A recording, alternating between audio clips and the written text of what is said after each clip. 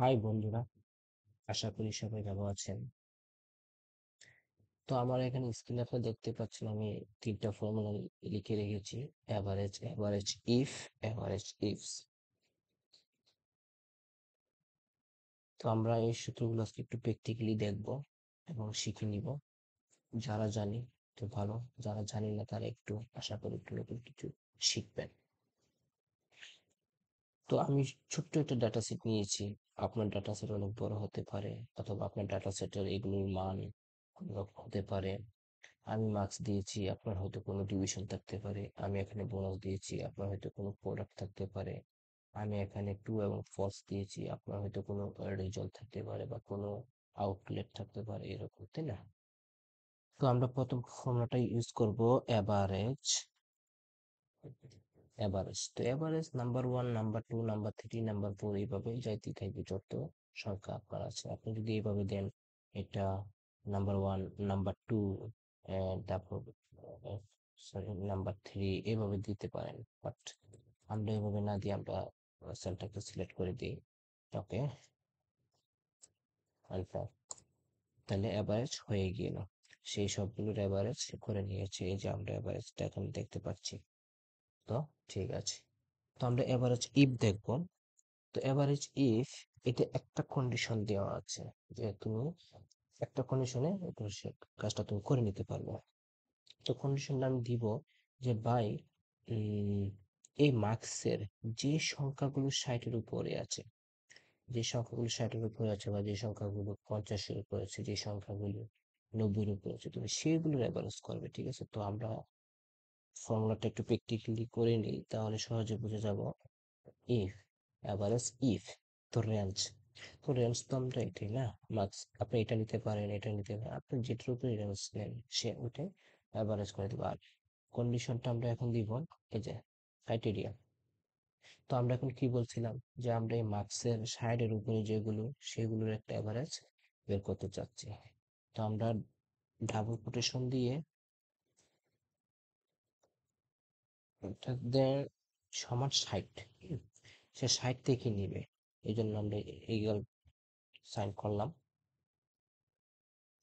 Double quotation দিয়ে, bracket দিয়ে close. তো সে কি করলো, সমান 60-এর উপরে যেগুলো সেগুলো অ্যাভারেজ করে নিল। 60, ওখান থেকে 60 করলো, 90 করলো, 80 করলো। আমরা একটু প্র্যাকটিক্যালি দেখবো।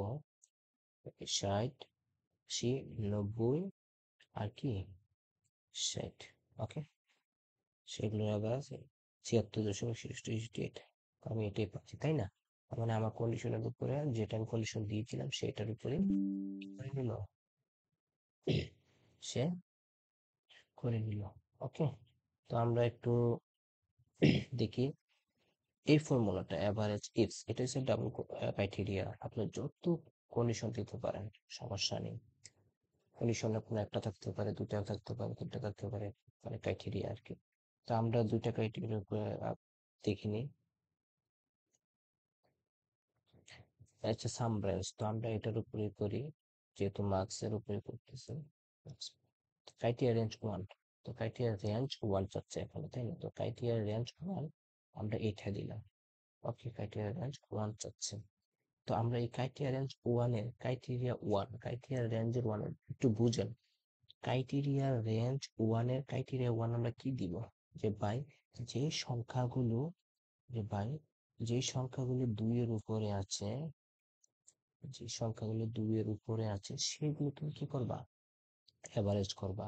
কোথা থেকে, এই বোনাস কলাম থেকে, মানে ক্রাইটেরিয়া রেঞ্জ ওয়ান থেকে। আর এইটা আমরা ক্রাইটেরিয়া ওয়ান দিলাম, যে এই রেঞ্জটা থেকে তুমি কি করবা, যে সংখ্যাগুলো 2-এর উপরে পাবা সেগুলোর অ্যাভারেজ করবা। ঠিক আছে, হ্যাঁ। তো আমরা দিলাম, এখন এখন আসতেছে কি ক্রাইটেরিয়া রেঞ্জ টু। তো ক্রাইটেরিয়া রেঞ্জ টু আমরা এখন এটা দিলাম, ক্রাইটেরিয়া রেঞ্জ টু।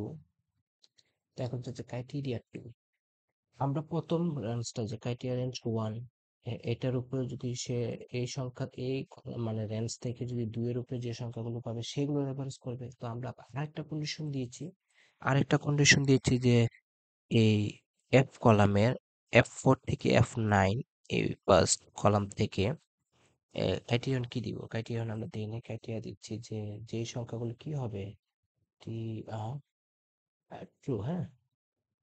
যে সংখ্যাগুলো ট্রু হবে সেগুলোই তুমি এভারেজ করবে। তো এখানে ট্রু আছে এটা।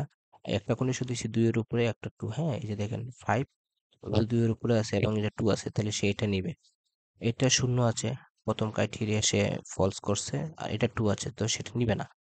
তো এটা 3, হ্যাঁ 3, এটা তো 2 এর উপরে, অবশ্যই 3 তো 2 এর থেকে বড়, তাই না?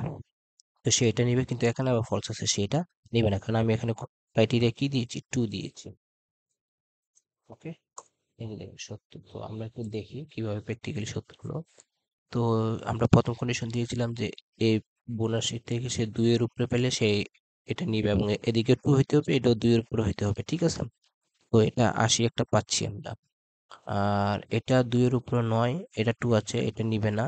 এটা 3 এর উপরে, হ্যাঁ 2 এর উপরে, এটা 30, এটা নিবে, কিন্তু এটা আবার ফলস, সেটা নিবে না, কারণ আমরা তো 2 দিয়েছি, তাই না? সেটাও নিবে না।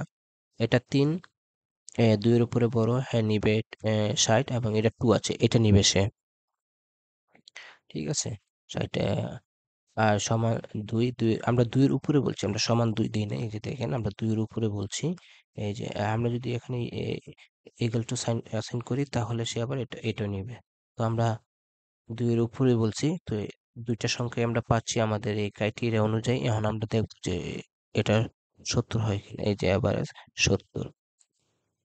তো আশা করি বন্ধুরা সবাই বুঝতে পারছেন,